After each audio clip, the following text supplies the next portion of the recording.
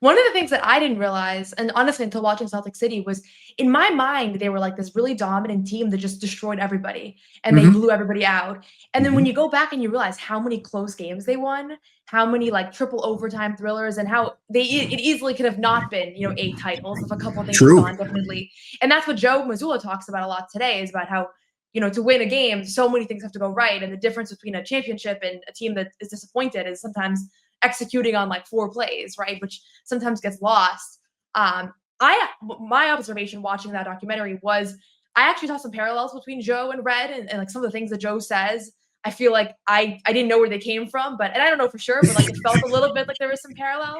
Uh-huh. Do you ever have it where there are people in like the current organization, whether it's Joe Mazzulla, whether it's Jaylen Brown and Bill Russell, which was I know a thread in the documentary, where you're like, this person reminds me of somebody from 30 years ago, and where they're kind of carrying those values in their what they say, how they act. Like, does that happen to you often?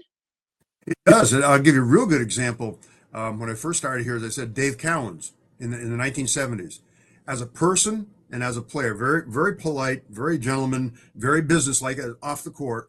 Once he stepped across that line on the court, he's like an intense, driven, maniac. I mean that in a nice Yeah. way. Okay. Yeah. Fast forward that 10 more years when I started in 81, you got a guy by the name of Larry Bird. Same thing, very, very polite, very gentleman off the court. Get him on the court. I mean, he's intense as all get out. He is driven, driven, driven. Every single game, every practice, Noah, that I went. Same thing. Fast forward 20 more years, you got a guy by number 5, Kevin Garnett. Same thing. Intense, motivated, unbelievable concentration.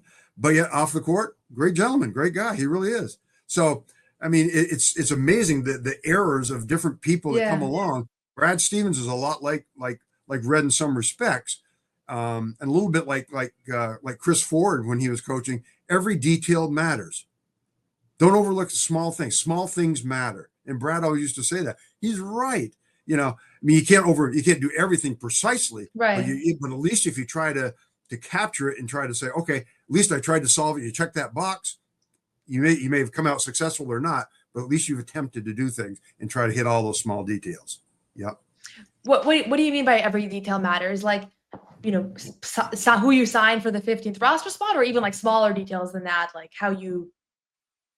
Team chemistry, character, leadership, responsiveness.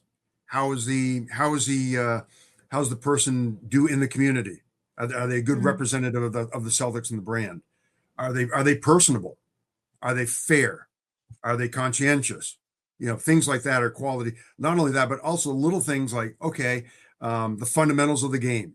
Do your layups right, do your jump shots right, do your free throws. This harp on that because that will come back. As you said, when you have a close game, it might just pay off in those close games to equal a W or an L. So little things like that. Interesting.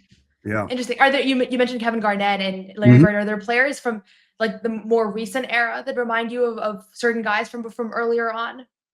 Yes. Let me give me a minute here. I would say Derek White is a lot like, and I hate to make comparisons, but he has traits of JoJo White. Not to make someone Oh. else's name. Yeah, very similar, and also a little bit of Avery Bradley. Remember Avery Bradley? In a Oh few yeah, years he ago. was one of my favorite players growing up.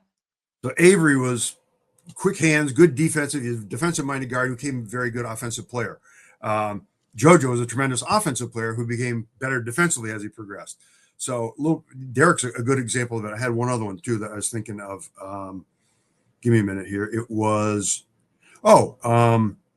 Sam Hauser, a little bit. And you're going to chuckle at this one maybe a little bit of Kelly Olynyk from a few years, not height wise, but just Yeah. demeanor, approach to the game, obviously offensive firepower, a little bit of Kelly Olynyk and a little bit of Eddie House in him. Oh, If you hear them interesting. just offensive shooting wise, Yeah, because yeah. of 3-point nature pretty much, but still, you know what I mean?